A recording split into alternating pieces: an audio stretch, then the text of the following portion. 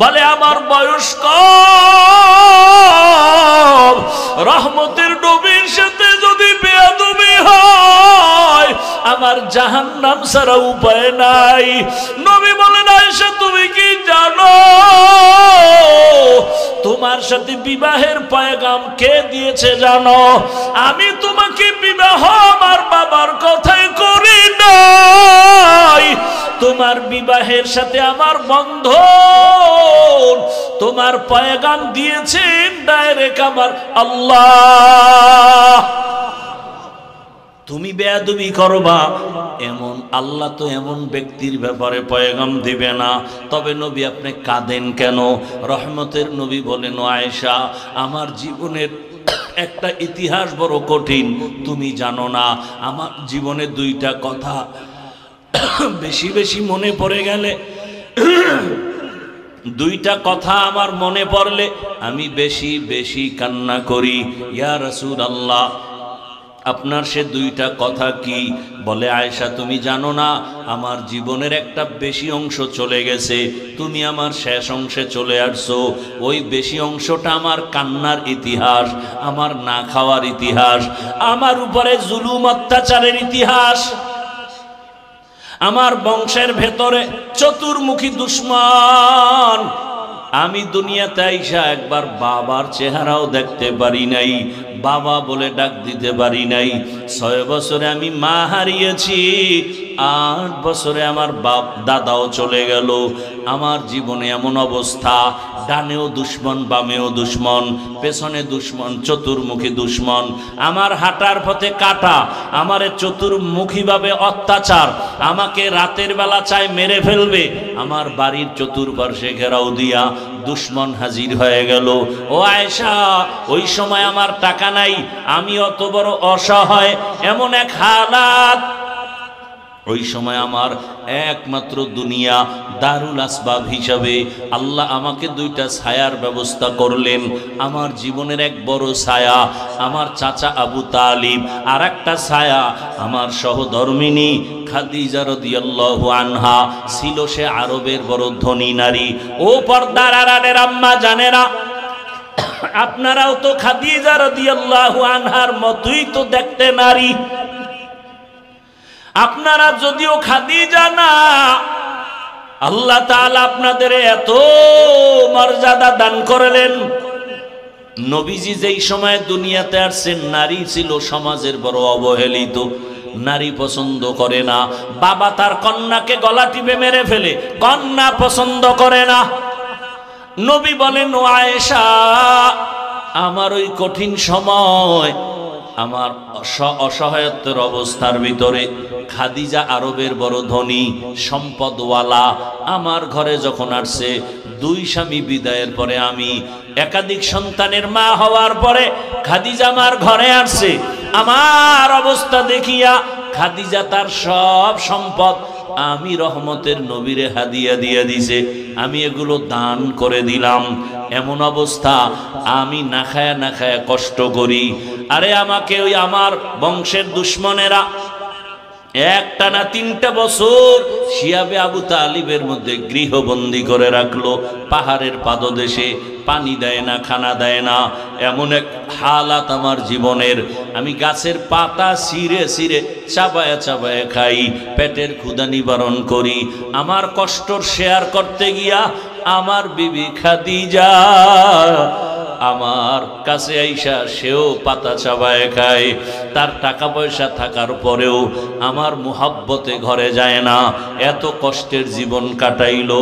আমি হেরা গুহার ভেতরে সপ্তাহ ধ্যানে কাটাইতাম, মাঝে মাঝে নাস্তা নিয়ে যাইতাম, মাঝে মাঝে নাস্তা শেষ আমি ঘরে আসি না, আমি আমার মাওলার মুহাব্বতের বন্ধনে সাধনা করি। আমার বিবি খাদিজা মহিলা হইয়া ওই পাহাড় বেয়ে উপরে উঠিয়া আমার হেরা গুহার মধ্যে নাস্তা নিয়ে যাইতো। আমি কালেমার দাওয়াত দিতে যাই, আমি রাতের যত গভীর হোক ঘরের কিনারা আইসা সালাম দিতাম, আসসালামু আলাইকুম ইয়া আহলাল বাইত। সাথে সাথে ঘরের ভেতর থেকে আওয়াজ, লাব্বাইক ওয়া সাদাইকা ইয়া রাসূলুল্লাহ। আমি আশ্চর্য হয়ে যাইতাম। ও যদি তুমি হারাম থেকে বাঁচো মর্যাদা বেড়ে যাবে। অন্য হাদিসে নবী বলেন, মান তাওয়াযা লিল্লাহ রাফাআহুল্লাহ। যদি বিনয়ী হয়ে চলো আল্লাহ তোমার মর্যাদা বাড়াবেন। আরে মানুষের মর্যাদা তো সৃষ্টির আগের থেকেই, আবার বাড়াবেন তার ব্যাখ্যা কি? বলে ব্যাখ্যা হলো, শুনো, তুমি যে মানুষের মধ্যে তোমার একদিকে মর্যাদা আলাদা কেন? তোমার ঈমান আছে, বেঈমানের সামনে তোমার মর্যাদা বেশি। ঈমান আছে ঠিক, কিন্তু মর্যাদা বাড়বে কেন? কয়েকবার তুমি আমল করো, যাদের আমল নাই তাদের সামনে তোমার মর্যাদা বেড়ে যাবে। আবার একদল ঈমান আছে, আমল আছে, তুমি ইখলাস নাই, ইখলাস নিয়ে চলো, তোমার মর্যাদা তাদের উপরে বেড়ে যাবে। ইখলাস আছে, তাকওয়া আছে, ঈমান আমল সব আছে, এবার মর্যাদা কিভাবে বাড়বে? বলে এখন তোমারে ভালোবাসে কয়জন মানুষ? ফেসবুকের ফলোয়ার দেখ, 500 ফলোয়ার, এটি আমার সবে কুরের বন্ধু। একজনে বলছে, না, কে তোর বন্ধু জানুনি? তুমি যাকে ভালোবাসো সে তোমার বন্ধু না, তোমাকে যে ভালোবাসে সে তোমার বন্ধু।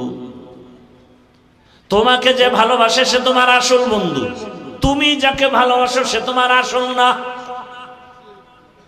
বরং সে তোমার দুশ্মন। স্বার্থে আঘাত লাগলেই ছুরি রেডি। এখন বাংলাদেশের নোংরামি কেমন? মানুষ মারার জন্য দুশ্মন লাগে না, নিজের আপন বন্ধুই রেডি। আল্লাহ হেদায়াত দান করুন। ভাইরা আমার,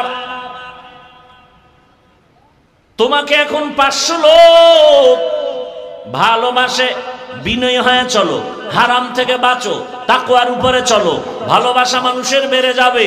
বলে কেমন? এক পর্যায়ে দেখবা গোটা দেশের আমার মুমিন ভাইরা এই পরিমাণ ভালোবাসবে। আরো বাড়বে নি? হ্যাঁ, আরো বাড়বে। এক পর্যায়ে দেখবা বিনয়ী হয়ে যখন চলবা, আমার আল্লাহকে নিয়ে যখন চলবা, তখন দেখবা শুধু মুমিন না, বেঈমানেরাও তোমাদের ভালোবাসা শুরু করবে। শুধু তাই না, আরো যদি আল্লাহর কাছে প্রিয় হতে পারো, দেখবা এক সময় শুধু মানুষ না, ভিন্ন প্রাণীও তোমাকে মোহাব্বত করবে।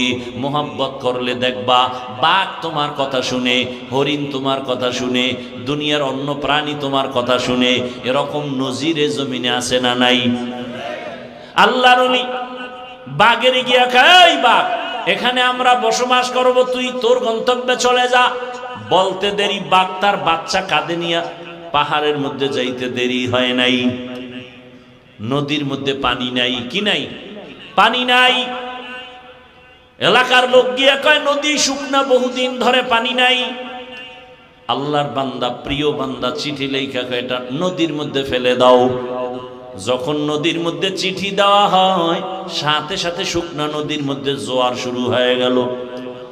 আরো আস্তে করে বলেন, খেয়াল করছেননি কথাটা? কি শুকনা নদীতে চিঠি লেখছে, পানির জোয়ার, এটা কেমন গাঞ্জাখুরি কথা। এখন একজনে কয় এই কামটা ঘটাইছে কে ঘটাইল? পরে একজনে কয় তাবলিগের এক মুরব্বী, কয় এ তো কঠিন কাফের হয়ে গেছে। না না না না, তাবলিগ না। কয় কে? চরমনের একজন ব্যক্তি। কয় ও তো ডবল কাফের। কথা না, হেও না। কে? কয় দেওবন্দি একজন। কয় ট্রিপল কাফের। কথা তেও না। কয় কে? কয় খোঁজ। খুঁজতে খুঁজতে খুঁজতে খুঁজতে খুঁজতে খুঁজতে ইতিহাস ঘাটতে ঘাটতে গিয়ে দেখে এই কাজ কেউ ঘটায় নাই, যিনি ঘটাইছেন রহমতের নবীর সাহাবী হযরতে ওমর। এবার কাফের কও, ওমরের কাফের বলো।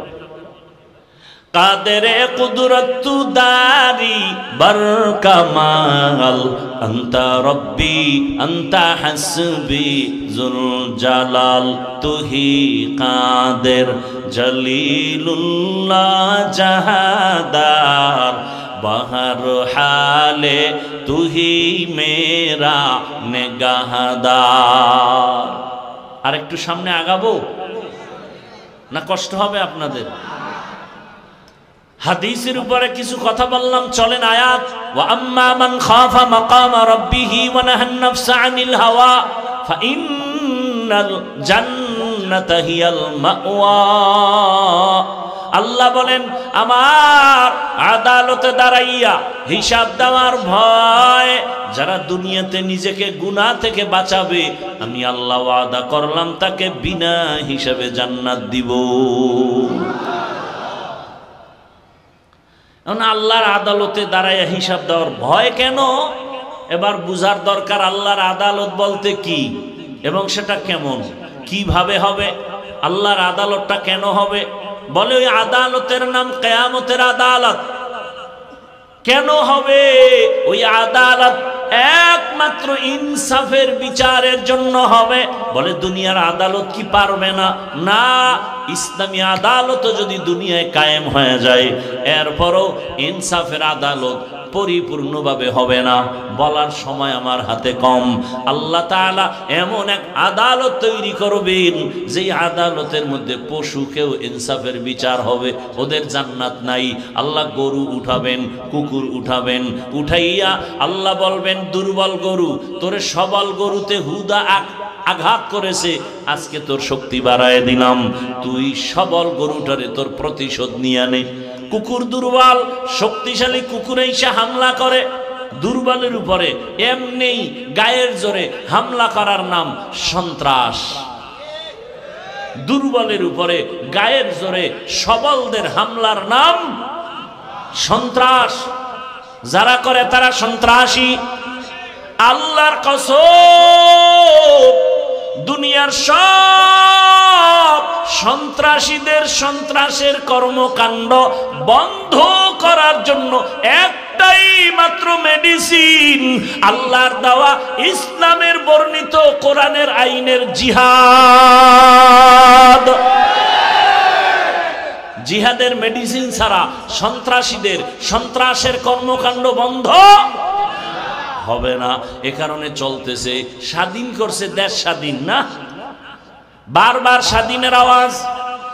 জুলাইয়ের আন্দোলনের স্বাধীন, স্বাধীন হলে তাহলে কেন এখনো আমার দেশে আন্দোলন চলে? কি স্বাধীন করলা? এখনো কেন আমার বোন ধর্ষিতা হয়? স্বাধীন যদি হয়ে থাকে বলো, আমার মা কেন ধর্ষিতা হয়?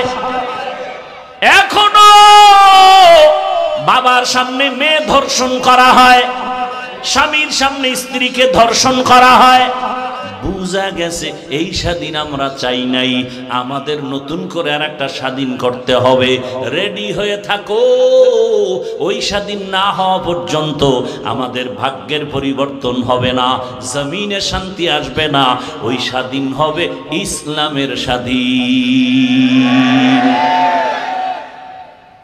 আল্লাহর কসম, ইসলাম ছাড়া কোনোদিন শান্তি জমিনে আসবে? কোনোদিনও আসবে না। শুধু আওয়াজ হবে, চাপাবাজি হবে, শান্তি জমিনে আসবে না। ইসলাম ছাড়া শান্তি কেউ চাইলেও দিতে পারবে না।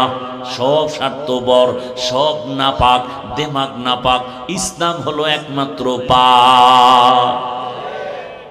ভাইরা আমার, আমরা যে ইসলামটা মানি এটা দুর্বল না? কি আমাকে ইসলাম দুর্বল বলেন না কেন? আমাদের কোরআন দুর্বল।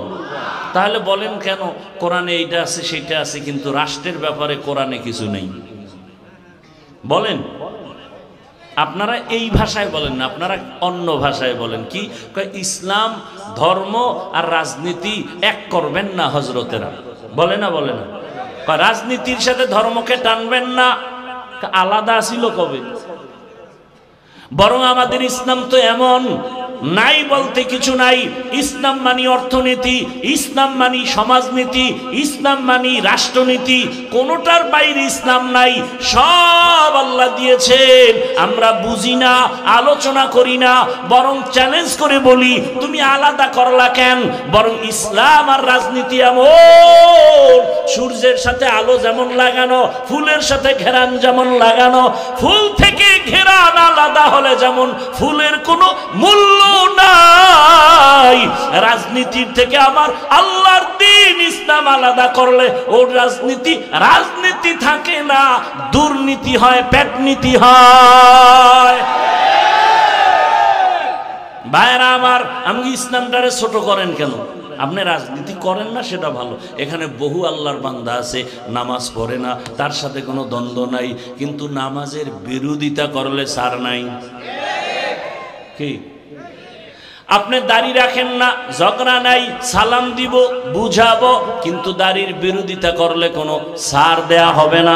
পর্দা না করা, পর্দার বিরোধিতা করা, দুইটা কি এক না? আপনি পর্দা করেন না, কোনো তর্ক নাই, ঝগড়া নাই, কিন্তু পর্দার বিধানের বিরুদ্ধে বললে কোনো ছাড় দেয়া হবে না।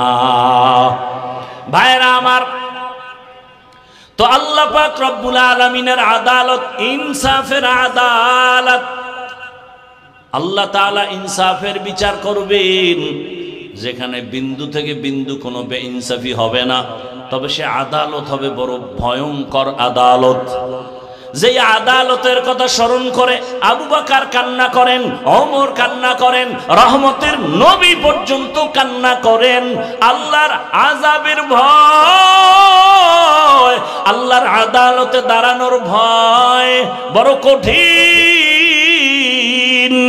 এমন ভয়ঙ্কর আদালত হবে হাসরের ময়দানে, ইনসাফের বিচারের জন্য নবীও কান্না করেন। আল্লাহর আদালতে আমার উম্মতের উপায় কি হবে? আবু বকর নামাজে দাঁড়ায় কান্না করেন, হাসরের ময়দানে আল্লাহর আদালতে কেমন করে দাঁড়াবো, এই ভয়। বাদশা হারুন রশিদের নাম শুনছেন না? বলেন তো তার স্ত্রীর নাম কি?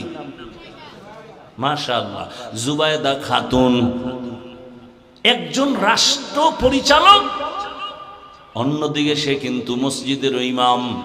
বাদশা হারুন রশিদ শুধু দুনিয়ার বাদশা না, আখিরাতের লাইনও আগানো। প্রমাণ তার স্ত্রী কত বড় দিনদার। পর্দার আড়ালের আম্মা জানেরা, বোনেরা, ভালো করে শুনেন। ওই বাদশা হারুন রশিদের স্ত্রী জুবায়দা খাতুন, তিনি ছিলেন কোরআনের হাফেজা। তার কাজের লোক ছিল 100 নারী, সমস্ত কাজের নারীরাও কোরআনের হাফেজা।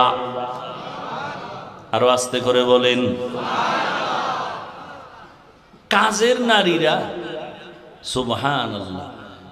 জুবায়দা চিন্তা করলেন, আল্লাহ আমাকে নেয়ামত দিছেন, আরে এত বড় বাদশা হারুন রশিদ, তার ঘরের স্ত্রী জুবায়দার পাওয়ার কত, এরপর আল্লাহর কি ভয়। हर के दारत खौफ हकदार दिल मदम जन्नतुल मअवा देहद उ रामकाम। আরামগো দেশে একটু কমিশনার হইলে আরে ফাওয়া পুরো উল্টায় ফেলায় জমিনদের, ঠিক নি? আপনাকে উত্তরবঙ্গে মাঝে মাঝে দেখি ওয়াজের স্টেজে বক্তব্য, মহিলা কি কমিশনার না মেম্বার কোরআনের প্যান্ডেলে বক্তব্য দেয় জাতির সামনে। এটা কি রাজনীতির প্যান্ডেল? বলেন, সহজ কথা বলেন, আমাদের ওয়াজের প্যান্ডেলগুলো কি রাজনীতির স্টেজ? তো রাজনীতির বক্তাদের নাম কেন আর বক্তব্য কেন? ওয়াজের প্যান্ডেলে যদি রাজনীতির নেতা বক্তব্য দিয়ে ভোট চায়, তাহলে আলেম ওলামা কোরআন হাতে নিয়ে রাজনীতির ওয়াজ করবে কঠিন ভাবে। নিজের বেলায় কুরু কুরু, আমগো বেলায় মাকরু, বদমাস। আল্লাহ হেদায়াত দান করুন। কয় ভাই আপনার দাওয়াত, আলহামদুলিল্লাহ। কয় আপনার বাড়ি? কয় নাউজুবিল্লাহ। মসজিদে ঢুইকা ভোট চায়, আর ইমাম সাহেব যদি ইসলামের লাইনে কোনো দল করে, তাই উপরে বিপদ। এটা কোন স্বৈরাচারী আচরণ? আবার জীবনভর ডাউলের ভানি আটার রুটি খাইয়া কোরআন হাদিস শিখলাম, কষ্ট করলাম, কি পরিমাণ কষ্টের কোনো ভাষা নাই। এত পরিমাণ কষ্ট করছি। কোরআন হাদিসের কি আছে, কয়টা আয়াত, কয়টা অক্ষর, কয়টা নক্তা, কয়টা জের, কয়টা জবর, কোরআনের বিধান কিরকম, কি কি আল্লাহ পাক এই মাসআলা বয়ান করছেন, বিধান কিভাবে দিয়েছেন, কোন বিধান কিভাবে অবতীর্ণ হয়েছে, এর মেয়াদ কি, কোন আয়াতের হুকুম এখনো জারি আছে, কোন আয়াতের হুকুম জারি নাই, আল্লাহ পাক রব্বুল আলামিন পরিবারের কি কি আয়াত দিছেন, সংসারের আয়াতগুলো কি কি, যাকাতের উপরে, অর্থনীতির উপরে আয়াতগুলো কি কি, সবগুলো ঘেটে ঘেটে তাফসীরের লাইনে, ফিকহের লাইনে, মাসআলাগত গ্রামারের লাইনে পড়তে পড়তে পড়তে পড়তে ওলামায়ে কেরাম জীবন শেষ। মানুষকে বয়ানে বসলেই একটা বেয়াদব, বেনামাজি, সুদখোর সে এসে ডিরেকশন দেয়, বয়ানটা এমন করেন। এ সোজা হয়ে যেত। আপনারা যদি আবার পাবলিক দাঁড়ায় কইতেন হুজুরের সাথে বেয়াদবি চলবে না, একটা আওয়াজ দিতেন সব বেয়াদব সাইজ হয়ে যেত। আলেম কোরআন হাদিসের বয়ান করবে, এখানে ডিরেকশন কি আবার? আর কি সুন্দর বক্তব্য, হুজুর গো ওয়াজ শুনলে হবে না, আমল করতে হবে। কি সুন্দর বক্তব্য দেয়। তো আপনারা তখন দাঁড়ায় যদি কন আপনার দাড়ি নেই কেন? আল্লাহ হেদায়াত দান করুন। আসলে লোভে ধ্বংস। রাসূল বলেছেন হুব্বুদ দুনিয়া রাসু কুল্লি খতিয়া, দুনিয়ার সব ধ্বংসের কারণ দুনিয়ার লোভ। যৌবনের লোভ, ক্ষমতার চেয়ারের লোভ, টাকার লোভ আর সম্পদের লোভ, এই তিন লোভে পইরা মানুষ শেষ। এই কমিটিও লোভে পড়ছে, নাহলে মহিলা মেম্বারের অতিথি বানাইয়া স্টেজ আনবে কেন? হয়তো 10,000 টাকা দেবে, 20,000 টাকা দেবে, এই তো কথা বলেন না কেন? এই সংস্কৃতি থেকে বাঁচতে হবে। স্বাধীন হওয়ার পরেও শুনি এখনো নাকি ওয়াজে বাধা হয়। আমি তো ঢাকায় ঘোষণা দিছি, যারা ওয়াজে বাধা দেয় ভিডিও কইরা কি বলে আমারে দেন না, ওই জালেমের বিরুদ্ধে নতুন করে আন্দোলন করতে হবে। এজন্য বলছি ইসলামের স্বাধীন হওয়া ছাড়া এ জমিনে শান্তি আসবে না। আল্লাহ হেদায়াত দান করেন। وَأَمَّا مَنْ خَافَ مَقَامَ رَبِّهِ وَنَهَى النَّفْسَ عَنِ الْهَوَى فَإِنَّ الْجَنَّةَ هِيَ الْمَأْوَى। জুবায়দা সিদ্ধান্ত নিয়েছেন আমার বাড়ির থেকে 24টা ঘন্টায় কোরআনের আওয়াজ শুরু হবে, চালু হবে। 1 সেকেন্ড যেন জুবায়দার রাজপ্রাসাদের মধ্য থেকে, বাড়ি থেকে কোরআনের আওয়াজের বন্ধ না হয়। জুবায়দা সিদ্ধান্ত নিয়া পরামর্শ করে ফাইনাল করে ফেললেন। কাজের নারীদের বলে তুমি একটু তেলাওয়াত করবা, তারপরে কাজে যাও। এরপরে আরেকজন তেলাওয়াতে বসো, সে কাজে যাও, আরেকজন বসবে, আরেকজন, এভাবে সিরিয়ালে তেলাওয়াত চলতে থাকবে। জুবায়দার বাড়িতে 24টা ঘন্টা আল্লাহর কোরআনের তেলাওয়াত চলে। যেই ঘরে আল্লাহর কোরআনের তেলাওয়াত, ওই বাড়ির মধ্যে কখনো বিপদ আসতে পারে না। মুসলমানের ঘরে কোরআন নাই, একজনে কয় না হুজুর এখন কি সাইড জিল কোরআন শরীফ আমার ঘরে, কিন্তু 20 বছর হয়ে গেল একবারও খুইলা দেখে না ভেতরে কি লেখা। কেমন সুন্দর আমার মাওলার কালাম, যেই কালাম দেখলেই কলিজা ঠান্ডা হয়ে যায়। কেমন যেন আমার আল্লাহ চুম্বুক লাগায় দিছে। এই কোরআনের আওয়াজটা শুনলে কেমন যেন চোখের পানি বের হয়ে যায়। কথা ঠিক নেই? ও আমার যুবক বাবারা, খালি গান শুনছো? আল্লাহর কসম, মোবাইলটা যেহেতু চালাবি, জিব্রাইল মানা করলেও ফিরবি না। তবে আমার দাবি হলো তোর আকাম টাকাম যখন শেষ হবে, তখন তুই 4-5 মিনিটের জন্য মক্কা মদিনার তেলাওয়াত চালু কর। মক্কা মদিনার তেলাওয়াত চালু কইরা মোবাইলটা পাশে রাইখা চুপ করে শুয়া থাক, ঘুমায় যা শুনতে শুনতে। এক সময় তোর অন্তর এমন হবে, চোখ দিয়ে পানি বের হয়ে যাবে, তুই নিজেই বলবি আল্লাহর কোরআনের তেলাওয়াতের মতো মজার আওয়াজ নাই, আর কখনো গানের আওয়াজ কানে দিব না। আল্লাহর কোরআন তো এমন এক মজার তেলাওয়াতের কিতাব। ও পর্দার আড়ালের আম্মা জানেরা, পুরা কোরআন পড়তে পারেন না, অন্তত 5 ওয়াক্ত নামাজের পরে 5টা সূরার আমল করেন। ফজরের নামাজের পরে ইয়াসিনের আমল করেন। জোহরের নামাজের পরে সূরা ফাতাহ অথবা সূরা আর রহমানের তেলাওয়াত। আসরের নামাজের পরে সূরা নাবা, মাগরিবের পরে সূরা ওয়াকিআ, এশার পরে সূরাতুল মুলক তেলাওয়াত করেন, দেখবেন বরকত শুরু হয়ে যাবে, ঘরের মধ্যে শান্তি চলে আসবে। সারা দিন রাত খালি মোবাইলের গান, টেলিভিশনের গান, আর ঘরে আইলি ঝগড়া, স্বামী আর স্ত্রী, সন্তান এগুলো শিখতেছে। এই সন্তান ভালো হবে কিভাবে? এজন্য আল্লাহর কোরআনের তেলাওয়াত এত বড় ক্ষমতাওয়ালা বাদশা হারুন রশিদ, তার স্ত্রীর আমল কত সুন্দর, নীতি কত সুন্দর, আদর্শ কত সুন্দর। আল্লাহ আমাদের সবাইকে কোরআন তেলাওয়াত করার তৌফিক দান করেন। বেশি বেশি কোরআন তেলাওয়াত, বুকে লাগান, আঙ্গুল টানেন, আল্লাহর কোরআন দেখেন, হাযা কালামু রাব্বি, দিলটা শান্ত হয়ে যায়। পৃথিবীতে আল্লাহর কোরআনের আওয়াজের মতো আর সুন্দর আওয়াজ নাই।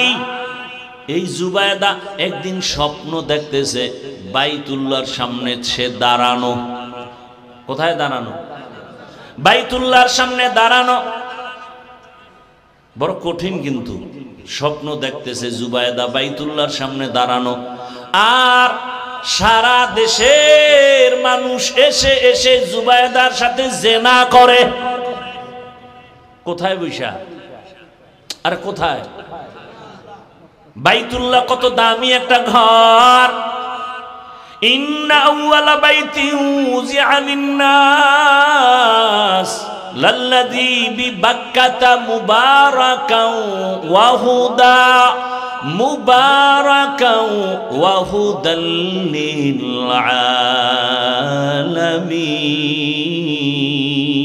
আলামিন। আল্লাহ জমিন বানায় প্রথম ঘর বানাইলেন হেদায়েতের ঘর, বাক্কা নগরী বাইতুল্লাহ। যেই বাইতুল্লাহর দিকে তাকাইলেই শুধু সওয়াব আর সওয়াব। বাইতুল্লাহর এরিয়ায় বসে একবার বলবে আল্লাহ, 1,00,000 বার আল্লাহ বলার সওয়াব। জুবায়দা খাতুন স্বপ্ন দেখে বাইতুল্লাহর পাশে দাঁড়ানো, আর সারা দেশের মানুষ এসে এসে জুবায়দার সাথে জিনা করে। এটা বাস্তব না স্বপ্ন? স্বপ্ন। এবার জুবায়দা ঘুম থেকে উঠিয়া ভয় পেয়ে গেলেন, এমন কপাল আমার, তাও আবার বাইতুল্লাহর সামনে দাঁড়ানো। যেই বাইতুল্লাহ ঢুকলে সওয়াব আর সওয়াব, 1 সেজদা 1,00,000 সেজদার সওয়াব, একবার আল্লাহ বলা 1,00,000 বার আল্লাহ বলার সওয়াব। কিন্তু ব্যাখ্যা কই পাই? এজন্য ব্যাখ্যা তো যে বুঝে তার কাছে যেতে হবে। উল্টা পাল্টা স্বপ্নের ব্যাখ্যা নেওয়া যাবে না, বলাও যাবে না। ওই জামানার স্বপ্নের ব্যাখ্যাকারী আল্লামা ইবনে সিরিন রহমাতুল্লাহ আলাইহি লোক পাঠায় দিল, যাও তার থেকে ব্যাখ্যা নাও, তবে আমি জুবায়দার নাম বলবা না, বলবা কোনো এক নারী এই স্বপ্ন দেখছে। যাও গিয়া স্বপ্নের ব্যাখ্যাকারী আল্লামা ইবনে সিরিনের কাছে যখন বলছে, এবার কয় এত স্বপ্ন কে দেখছে, নাম কও। নাম বলা যাবে না। কয় ভাগো, ব্যাখ্যা দেওয়াও যাবে না, কারণ ব্যক্তি হিসাবে ব্যাখ্যা হবে। ব্যক্তি হিসাবে পিশাব যদি স্বপ্ন দেখে নবী উলঙ্গ ডাস্টবিনে পড়ে আছে, কত বড় ভিড় হইলে দেখতে পারে? হ্যাঁ, কিতনা বড় দাজ্জাল। দেখেন নবী উলঙ্গ ডাস্টবিনে পড়ে আছে, ব্যাখ্যা কি হবে? কয় পীরের ঈমান উলঙ্গ। কথা বলেন না কেন? ওর আত্মা মরা ডাস্টবিনে পড়ে আছে। এই জন্য স্বপ্ন দেখলেই হবে না। একজনের স্বপ্ন দেখছে, কয় হুজুর আমি এক স্বপ্ন দেখছি। কি? কয় যে নবী আমার পেছনে, আমি নবীর সামনে জানাজার ইমামতি করতেছি, নবী আমার মুক্তাদি। কয় এটা তো হইতেই পারে না, কাম তো ঘটতে গেছে। কি? কয় তোর বাপের মরণ হইব কিছুদিনের মধ্যে। তোর বাবার মরণ। হায় হায়, নবী পেছনে থাকবে, ইমামতি করবা, হতে পারে না। ভাইরা আমার, এবার আবার দৌড়ায় আসলো জুবায়দা খাতুন। নাম না বললে ব্যাখ্যা দেওয়া হবে না। আবার দৌড়ায় কয় যা কি করার নামটাও বলে দে। এবার ইবনে সিরিনের কাছে যখন নাম বলছে, বাদশা হারুন রশিদের স্ত্রী জুবায়দা স্বপ্ন দেখছে বাইতুল্লাহর সামনে দাঁড়ানো, আর সারা দেশের মানুষ জিনা করে। এইবার ইবনে সিরিন কয়, কপালওয়ালা জুবায়দা, সান কপালওয়ালা জুবায়দা, ভাগ্যবতী জুবায়দা, এর মতো কপালওয়ালার কে হবে? শুনো, জুবায়দারে গিয়ে সালাম দিও আর ব্যাখ্যা শুনাইও। আমার আল্লাহ জুবায়দারে দিয়া এমন কাজ নিবেন মক্কার জমিনে, সারা দুনিয়ার মানুষ জুবায়দার সেই কাজের থেকে অংশ নেওয়া শুরু করবে, ফায়দা নিবে। শুরু হয়ে গেছে স্বপ্নের ব্যাখ্যা। জুবায়দা গেল মক্কায়, মক্কায় যেয়ে দেখে মানুষ পানির হাহাকারে আছে, কোথায় পাবে পানি?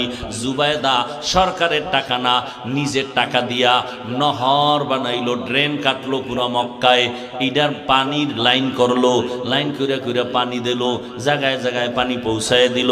এখনো গিয়া দেখলে খুঁজে পাবেন মক্কার মধ্যে নাম হলো নহরে জুবায়দা নামের ড্রেন এখনো আছে পাহাড়ের পাশে পাশে, আমি নিজে দেখে এখনো আছে। সারা দুনিয়ার মানুষ আসছে আর জুবায়দারের খেদমতের অংশ নিছে, নেয় নাই? স্বপ্ন কি, ব্যাখ্যা কি, চিন্তা করতে পারেন? বড় কঠিন হালাত না। আপনি গাঞ্জাখোর যদি দেখেন তা হবে না, তাহলে কপাল খারাপ। ভাইরা আমার, সেই স্ত্রী জুবায়দা, তার স্বামী বাদশাহ হারুন রশিদ কত বড় আল্লাহর ওলি। আমি আমার আয়াতের উপরে ঘটনাটা টানতেছি, আর একটু সামনে আগাবো। বাদশাহ হারুন রশিদ সে আবার বড় আল্লাহওয়ালা। একদিন ওজির আজম নিয়ে রাস্তা দিয়া যায়, দুপুর বেলা দেখে রাস্তার পাশে এক বুড়া ফলের গাছ লাগাইতেছে। জি, এই বাদশাহ হারুন রশিদ, এই বুড়া তোমার বয়স কত? কয় মরণের কাছাকাছি। কয় তুমি কষ্ট করে কি করো? কয় ফলের গাছ লাগাই। ফল হবে কবে? কয় জানে কে? কত কষ্ট করো কেন? কয় বাদশাহ আমগো বাপ দাদায় গাছ রোপণ করেছে, ফল হয়েছে, আমরা খেয়েছি, এটাই তো নিয়ম, আমরা আবার গাছ লাগায় যাবো, আমগো প্রজন্ম যারা ওরা গাছের ফল নিবে। বাদশাহ কয় এত সুন্দর একটা জবাব দিছে, 1000 দিনার তারে পুরস্কার দিছে। বুড়াও সেই বুড়া, এমন বুড়া হয়, কয় মাইনসে গাছ লাগায় ফল পায় 1 বছর পর, আর আমি লাগাইতে না লাগাইতে নগদ ফল পেয়ে গেলাম, জাগাত নগদ ফল পাইছি 1000। বাদশাহ খুশি হয়ে কয় নে আরো 1000 দিনার। বুড়া খুশি লাভ দিয়া কয় মানুষ গাছ লাগায় বছরে ফল পায় 1 বার, আমি নগদ পাইছি 2 বার। উজিরে কয় হেনার থা যাব, এই বুড়া আপনার ফকির বানাইব, তাড়াতাড়ি ভাগেন। বুড়া বড় বুদ্ধিমান, যোগ্যতার বড় দাম নাই, অভিজ্ঞতার বড় দাম। কত সন্তান যোগ্যতার লেখাপড়া নিয়ে মূর্খ বাবারে পছন্দ করে না, তাই বুড়া টুরার কোনো কাম নাই, বরং মুরব্বী সারা সমাজ বড় অন্ধকার। তাদের অভিজ্ঞতা অনেক দামি, তোমার যোগ্যতার কোনো ভ্যালু তাদের সামনে নাই। ভালো করে বুঝো। বাদশাহ হারুন রশিদ একদিন দেশের উলামায়ে কেরামদের দাওয়াত দিলেন, দুপুর বেলা খানার আয়োজন রাজপ্রাসাদে। দেশের শীর্ষস্থানীয় উলামায়ে কেরাম আসলেন খানা খাওয়ার জন্য। খানা খাওয়াইলেন, ভালো মেহমানদারি করালেন, আপ্যায়ন শেষ। এবার সবাই বিদায় নিবে। বাদশাহ হারুন রশিদ বলে আপনারা বাড়ি যাবেন, আমার একটা কথা, মেহমানদারি ঠিক আছে নি? ওলামায়ে কেরাম বলে আলহামদুলিল্লাহ। আপনারা আমি বাদশাহ হারুন রশিদরে চিনেন কিনা? বলে চিনি। তাহলে কথাবার্তা খুব কম, আপনারা আমাকে আজকে একটা সাইড করে যেতে হবে, কোন দিন মরে যাই জানি না, তবে আমার অন্তরে একটা শখ, আপনারা ওলামায়ে কেরাম আমাকে বলবেন, আমি টুকটাক যে আমল টামল করি আপনারা আমাকে বলে যাবেন, আমি বাদশাহ হারুন রশিদ কি আসলে জান্নাতি না জাহান্নামী? সব ওলামায়ে কেরাম পেরেশান হয়ে গেলেন। একজন একজন একজন একজন বলতে বলতে বলে আপনি জান্নাতি না জাহান্নামী তা বলা যাবে না, তবে এতটুকু বলা যেতে পারে ভালো কাজ করলে আপনি জান্নাতের পথে আছেন, খারাপ কাজ করলে আপনি জাহান্নামের পথে আছেন। কিন্তু জান্নাতি বলা যাবে? যাবে না, জাহান্নামী বলা যাবে না। বাদশাহ মজাক করে বললেন, তো খাওয়াইয়া লাভ হইল কি হুজুর গো, একটা সাইড আমারে করতে না পারবে? ঠিক আছে, আপনারা চলে যান, দোয়া করবেন। ওলামায়ে কেরাম বিদায় নিবেন। এই সময় মজলিসের পেছনে একটা বালক দাঁড়ায় গেল, অল্প বয়সের 9 বছরের বালক দাঁড়ায় গেল। দাঁড়ায় বলে, বাদশাহ জাহাপনা, আপনি যদি অনুমতি দেন জবাবটা আমি দিতে পারবো। আলেমদের মাথা গরম, আরে আমরা পারি না, আর এই অল্প বয়সের বাচ্চা কেমনে জবাব দিবে? বালকের ডাকা হলো, আসো। বাদশার সামনে দাঁড়ায় বলে, প্রশ্নটা কি? বলে, আমি জান্নাতি না জাহান্নামী? বলে, উত্তর দিবেন আপনি না আমি? কয় তুমি। কথা হলে যেহেতু কিছু সময়ের জন্য আমি উত্তর দিব, বলেন প্রশ্ন করার থেকে উত্তর দিনেওয়ালার মর্যাদা কম না বেশি? বলে বেশি। কথা হলো, বেয়াদবি মাফ করে সিংহাসন থেকে আপনি নিচে আসেন, আমাকে জবাব দেওয়া পর্যন্ত সিংহাসনে বসায় দেন। বাচ্চা হারুন রশিদ তো দুনিয়াদার না, জালেম না। ওলামায়ে কেরামের সামনে বলে, ঠিক আছে আমি নিচে নামলাম, তুমি আসো সিংহাসনে বসে জবাব দাও। এইবার বালক সিংহাসনে বসিয়া জবাব দেওয়ার আগে বলে, মাওলার এলেম যার কাছে আছে তার সম্মান তো এমনই হয়। কোরআন ও হাদিসের এলেম যাদের কাছে আছে তাদের সম্মান এমনই হয়। ইলমেরা এজাজ করদান বেহিসাব, খলকেরা দাদান জবাবে বাসওয়াব, হক না দারদ দোস্তে খলকা জারেরা, নিস্তে ই খসলত একে দিনদারেরা। বালক বলে, ইলম থাকলে তো সম্মান এমনই হয়। তাকাইয়া দেখো, একটা ছোট বাচ্চা কোরআনের হাফেজ, কত সম্মান। নামাজের ইমামতি তারাবিতে দাঁড়ায় গেছে, কোটিপতি পেছনে তার কথায় উঠে আর বসে। সম্মানকে দিছেন? হ্যাঁ, এক সম্মান আমার আল্লাহ দেয়, আর এক সম্মান আমগো সোনার বাংলায় টাকায় পাওয়া যায়। পাইব না? আপনারাও হাদিয়া খাওয়ার জন্য বসে আছেন ভোটের আগের রাত, তাহাজ্জুদের সময়, বরকতের টাইম, টাকার বস্তা চলে আসবে আর বলবেন, খোদার কসম ভোট তো তোমার এই দিমু। এক ভোট 6 জায়গায় পেয়েছে, টাকা খায় 6 জায়গার থেকে। কেমন হারামখোর! আর এ কয় হুজুর গো দোয়া কবুল হয় না। চিন্তা করছেন? ভোটের আগে যারা টাকা খাইবা, তোমরা টাকা না খাইয়া বাথরুমে গিয়া 10 গ্রাম পায়খানা খাইও, বাজারে গিয়া হালাল সাবান দিয়া কুলি করবা, গন্ধ থাকবে না। কিন্তু এই হারাম খাইয়া যারা মরবা, জাহান্নামের আগুন সারা গন্ধ যাবে না। আল্লাহ হেদায়েত দান করেন। কেমনে বুঝাবো? এই প্যান্ডেল থেকে বাইর হওয়ার পরেই যেই চোরায় বিড়ি টানবে, এর হেদায়েত তো জায়গায় শুরু হয়ে গেছে। আল্লাহ হেদায়েত দান করুন। ভাইরা আমার, আল্লাহ তাআলা সম্মান যেটা দেয় এটা স্থায়ী। মানুষ যারা টাকা দিয়ে কিনে, ওই সম্মান প্রথমে পায় ফুলের মালা, ফাইনালে জুতার মালা। জিন্দেগি মে বন্দগি তু করনা হে, जिंदगी में बंदगी तू करना है, जिंदगी बे बंदगी शर्मिंदा है, जिंदगी बे बंदगी शर्मिंदा है।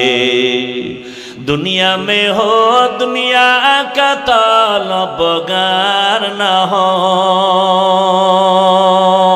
बाजार से गुजर हो खरीदार न हो।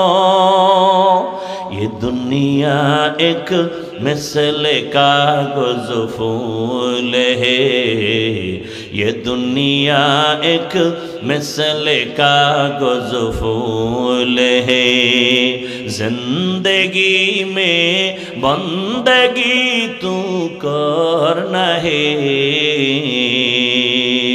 जिंदगी बे बंदगी शर्मिंदा है जिंदगी बे बंदगी शर्मिंदा है जिंदगी में बंदगी कौन बंदगी बंदगी बे जिंदगी शर्मिंदगी।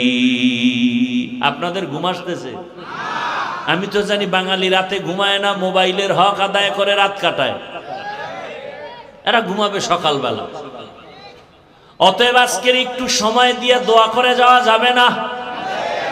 আল্লাহ সবাইকে কবুল করেন।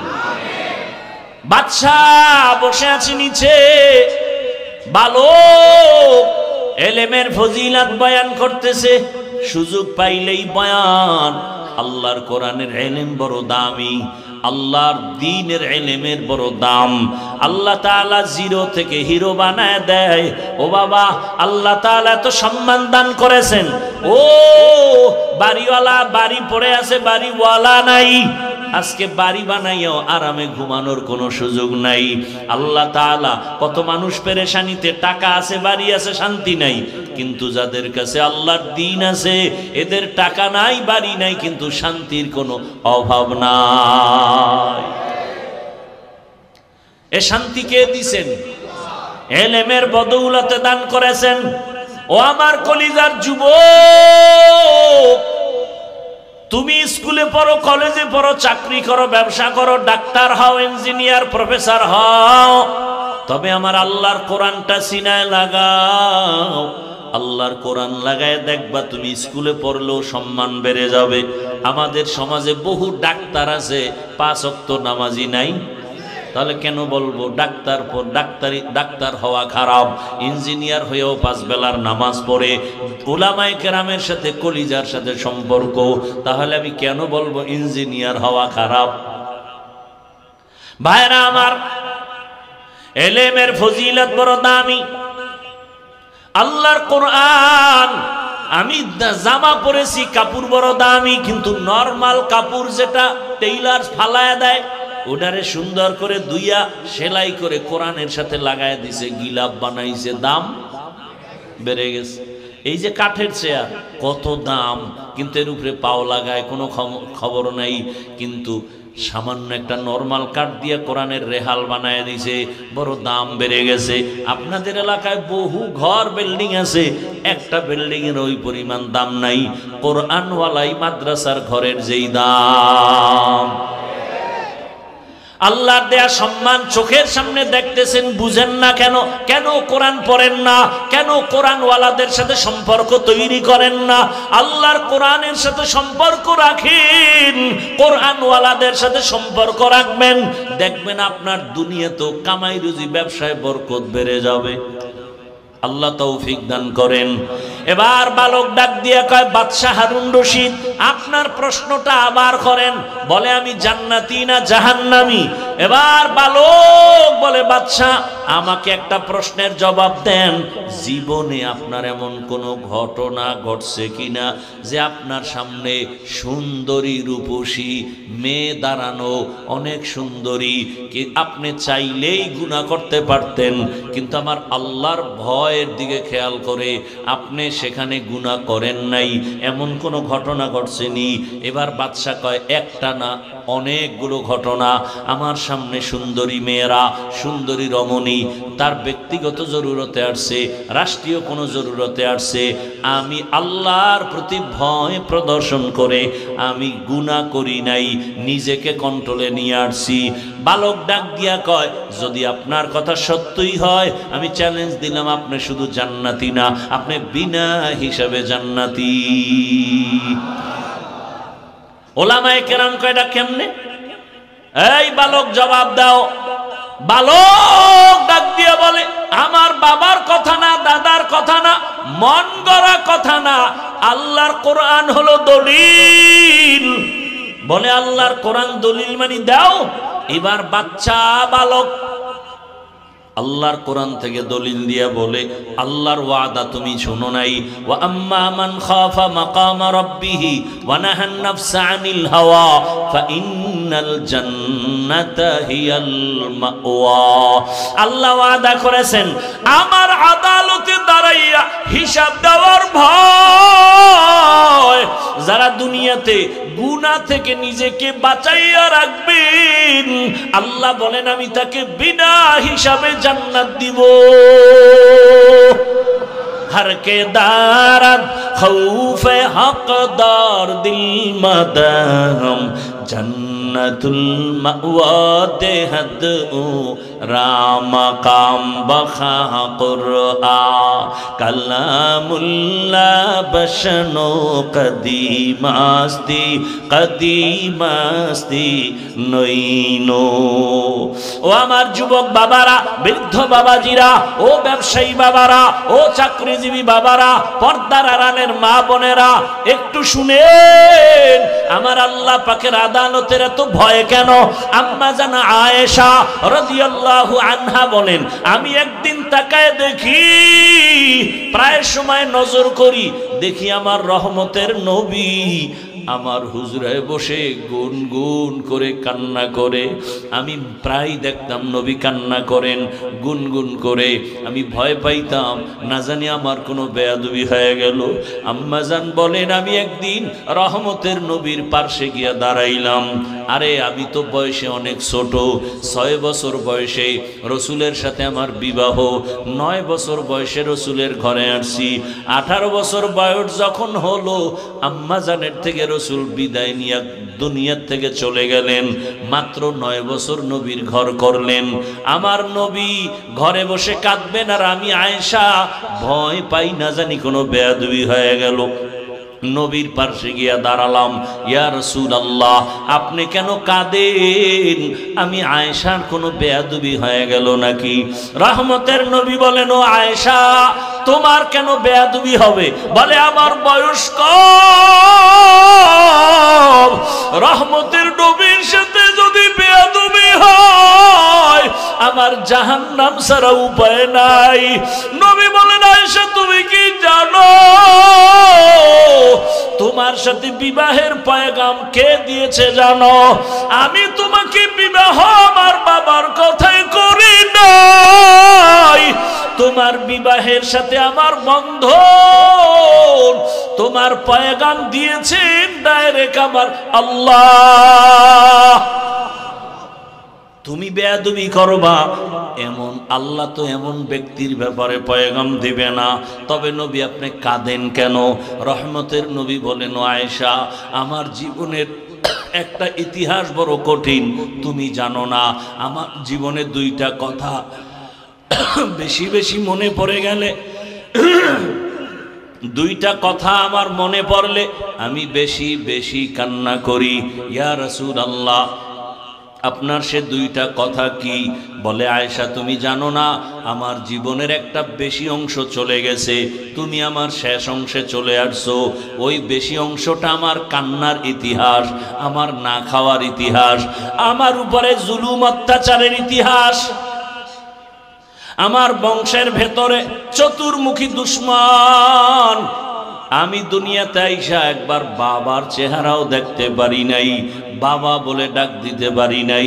6 বছরে আমি মা হারিয়েছি, 8 বছরে আমার বাপ দাদাও চলে গেল।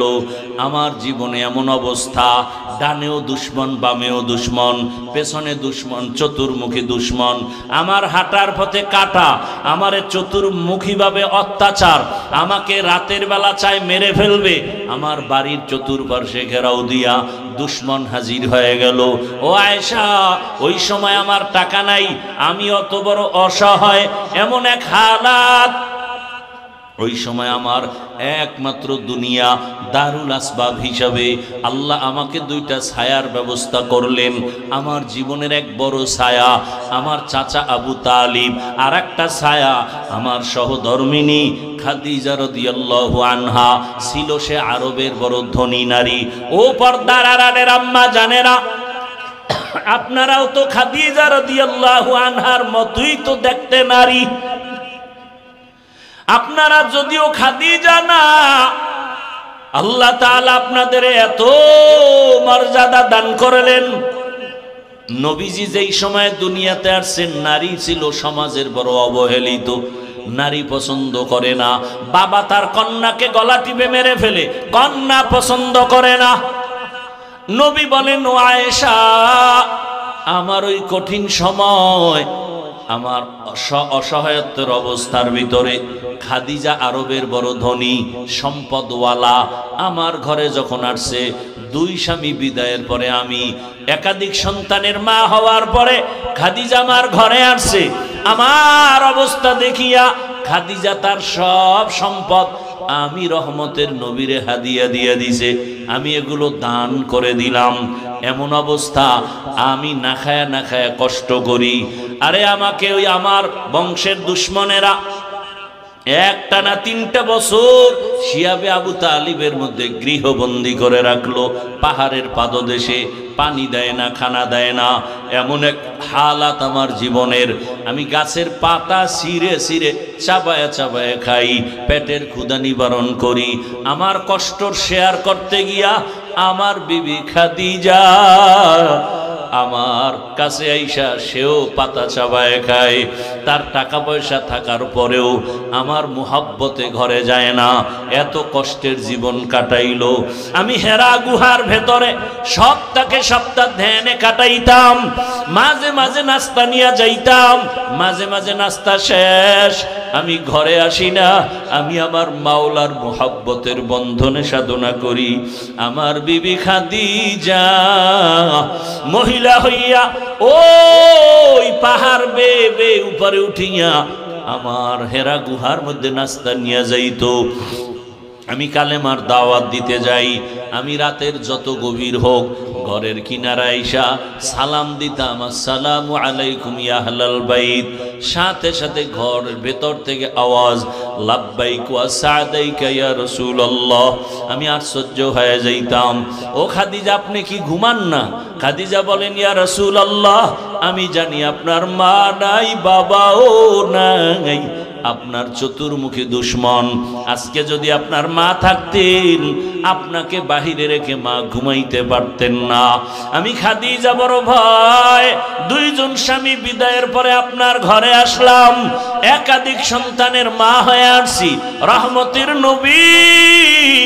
আমি যদি ঘুমায় যাই আর আপনি দরওয়াজায় এসে যদি কষ্ট পান, আমার খাদিজার জাহান্নাম ছাড়া কোনো পথ নাই।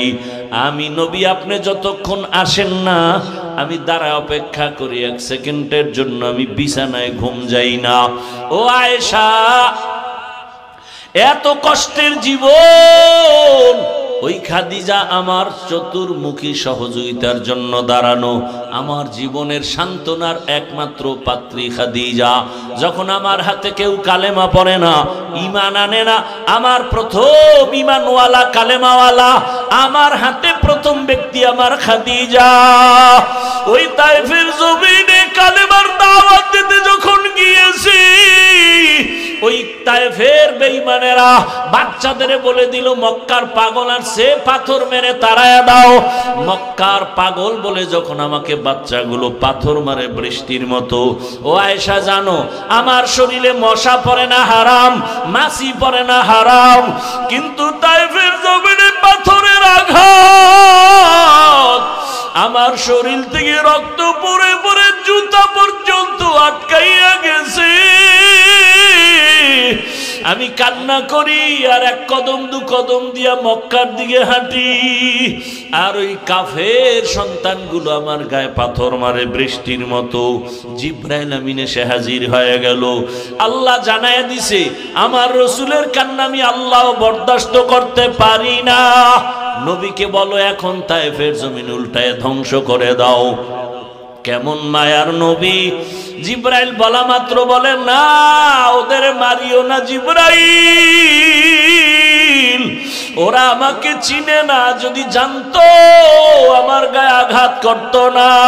ওরা জানেন আমি কত বড় ইয়তীম, ওরা জানেন আমি কত বড় অসহায়। আমি মা হারাইলাম, বাপ হারাইলাম, আমার আপন আল্লাহ ছাড়া কেউ নাই। খাদিজা আমার হাজারো কষ্টের সান্ত্বনা দিত। ও আয়েশা, ওই খাদিজার কথা যখন মনে পড়ে আমি তখন চোখের পানি ধরে রাখতে পারি না। আম্মা জান বলেন আর একটা কারণে কাঁদেন, সেটা কি? রহমতের নবী বলেন, ও আয়েশা, হাসরের মাঠের কথা যখন আমার মনে উঠে আমি চোখের পানি ধরে রাখতে পারি না। আয়েশা বলেন, ইয়া রাসূলুল্লাহ, হাসরের ময়দান এমন ভয়ঙ্কর কি হবে যে আপনি এখনই কান্না করেন? রহমতের নবী বলেন, আয়েশা, হাসরের মাঠ হবে এই পুরা জমিন। ওই সময় আমার আল্লাহর আদালত কায়েম হবে, নারী পুরুষ সব উলঙ্গ হাসরের মাঠে দাঁড়াবে। আম্মা জান বলেন, লজ্জা কি কেউ করবে না? আল্লাহর নবী বলেন, ও আয়েশা, হাসরের ময়দান এত পরিমাণ কঠিন হবে কেউ কারো দিকে তাকানোর পর্যন্ত হুঁশ হবে না। সূর্য নিচে চলে আসবে, সূর্যের গরম যখন শুরু হবে জমিনটা মাটির তামা হয়ে যাবে পুড়িয়া। অন্যদিকে জাহান্নামের আওয়াজ, জাহান্নামের চিৎকার ডেকে ডেকে বলবে, ও আল্লাহ, বেনামাজি গুলো কই, গুনাহগার গুলো আমার পেটের মধ্যে দাও। আল্লাহ বলবে, না, জাহান্নাম অপেক্ষা কর, বিচার শেষ করিয়া নেই।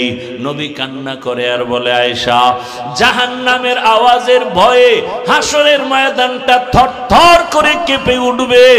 অন্যদিকে আমার মাওলাও বেজার, আল্লাহ রাগ হয়ে একটা আওয়াজ দিবেন, কুদরতি আওয়াজ, লিমানিল মুলকুল ইয়াউম লিল্লাহিল ওয়াহিদিল কাহ্হার। আল্লাহ তাআলার কুদরতি আওয়াজে হাসরের মাঠ থরথর করে কাঁপা শুরু হয়ে যাবে। এমন অবস্থা হবে কেউ কারো পরিচয় দিবে না। এই অবস্থা দেখিয়া নবীদের চোখেও পানি। আদম নবীও সিজদায় পড়ে কাঁদবেন, মুসা নবী কান্না শুরু করবেন আর বলবেন, ও মালিক, আমার উপায় কি? সূর্যের গরম, জাহান্নামের গরম, আমার আল্লাহ বড় রাগ। এমন অবস্থায় নবী বলেন, আয়েশা, ইব্রাহিম নবীও কান্না, নূহ নবীর কান্না, ঈসা নবীর কান্না, মুসা নবীর কান্না। আম্মা জান বলেন, নবী, উম্মতের উপায় কি? আল্লাহর নবী বলেন, উম্মতেরা আদম নবীর কাছে যাবে, ফেরত চলে আসবে, মুসা নবীর কাছে যাবে, ফেরত চলে আসবে, সর্বশেষ এরা খুঁজবে আখিরি নবী কই, এরা আমাকে তালাশ করতে থাকবে। ও নবী, আপনি তখন কোথায় থাকবেন? নবী বলেন, আমি তখন আমার মাওলার সামনে মাকামে মাহমুদে। অবস্থা দেখিয়া আমিও সেজদায় পড়ে যাব, কান্না শুরু করব। মুসা নবীর কান্না নিজের চিন্তা, ঈসা নবীর কান্না নিজের চিন্তা, ইব্রাহিম নবীর কান্না নিজের চিন্তা, আর আমি সেজদায় পড়ে কান্না করব। একবারও আমি আমার চিন্তা করব না। আমি বারবার বলবো, আল্লাহ, আমার উম্মত, আমার উম্মত, আয় আল্লাহ, একটা উম্মত যেন জাহান্নামে না যায়, জাহান্নামের ফিরাও। আমার উম্মত জাহান্নামে গেলে আমি জান্নাতে যাব না। ও মোহনগঞ্জের নবীর আশিক, আমার নবীর সুন্নত কেমনে জবাই করো? ও যুবক বাবা, তোমার মতো কত যুবক র্যাব, আর্মি, পুলিশ, বিডিআরের চাকরি করে, নামাজ ছাড়ে না।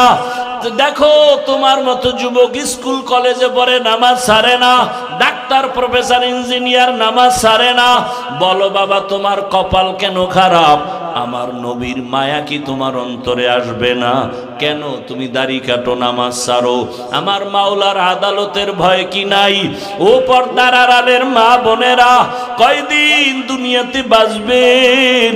আপনার মতো কত মা এখনো আছে বেপর্দায়, চলে না, নামাজ ছাড়ে না, মোবাইলে সময় নষ্ট করে না। আম্মা জানেরা, বোনেরা, আপনারা কেন পারবেন না? এখনো সময় আছে, আল্লাহর কাছে তওবা করেন। হাসরের ময়দানের ভয় অন্তরে জমা করিয়া আল্লাহকে বলেন মনে মনে, হে আল্লাহ, জীবনে কত বেপরদায় চললাম, আজকে থেকে বেপরদায় চলবো না, নামাজ ছাড়বো না, স্বামীর মাল খেয়ানত করব না, মোবাইলে সময় নষ্ট করব না।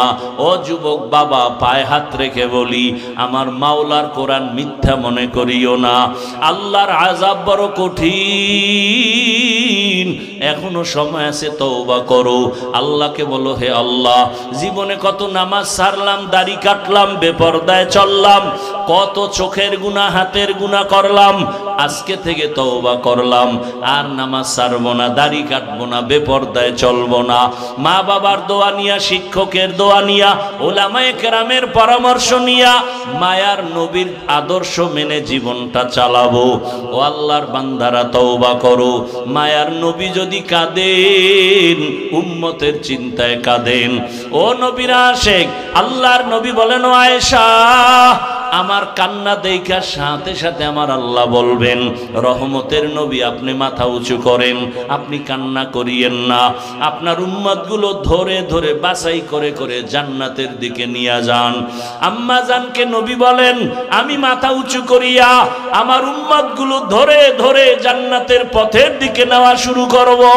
নবীকে প্রশ্ন করেন আম্মা জান, ইয়া রাসূলুল্লাহ, কোটি কোটি কোটি মানুষের ভেতরে মুসা নবীর উম্মত, ঈসা নবীর উম্মত, ইব্রাহিম নবীর উম্মত, আপনার উম্মত গুলো কিভাবে চিনবেন? নবী বলেন, ও আয়েশা, আরে যারা আমার উম্মত আসল দুনিয়াতে 5 ওয়াক্ত নামাজ আদায় করেছে ওযু বানাইয়া, হাসরের ময়দানে ওযুর জায়গাগুলো নূরের আলোতে ঝলমল করতে থাকবে। আমি ধরে ধরে হাউজে কাউসারের কিনারায় নিয়া আমি নিজে পেয়ালা ভরে ভরে আমার মোহাব্বতের উম্মতের হাউজে কাউসারের শরবত দিব, আমার উম্মত পান করবে। ও আল্লাহর বান্দারা, ওই হাউজে কাউসারের পানি আমার মায়ার নবীর সুপারিশ যদি পেতে চাও, পায়ে হাত রেখে বলবো, এখনো সময় আছে, তওবা করো। ওরে জীবনের শখ মিটাইয়া গুনাহ তো কম করো নাই, নামাজ তো কম ছাড়ো নাই, দাড়ি তো কম কাটো নাই, বেপরদায় আড্ডা তো কম দাও নাই, আর কত দেখো না, লাশ আর লাশ, পানির নিচে যুবকের লাশ, ঘরের বিছানায় যুবকের লাশ, গাড়ির নিচে যুবকের লাশ। তওবা করো খাঁটি অন্তরে, আর জীবন চলে গেল, নামাজ ছাড়বা না, বেপরদায় চলবা না। মা বাবার দোয়া নিয়া, ওলামায়ে কেরাম শিক্ষকদের পরামর্শ দোয়া নিয়া, নবী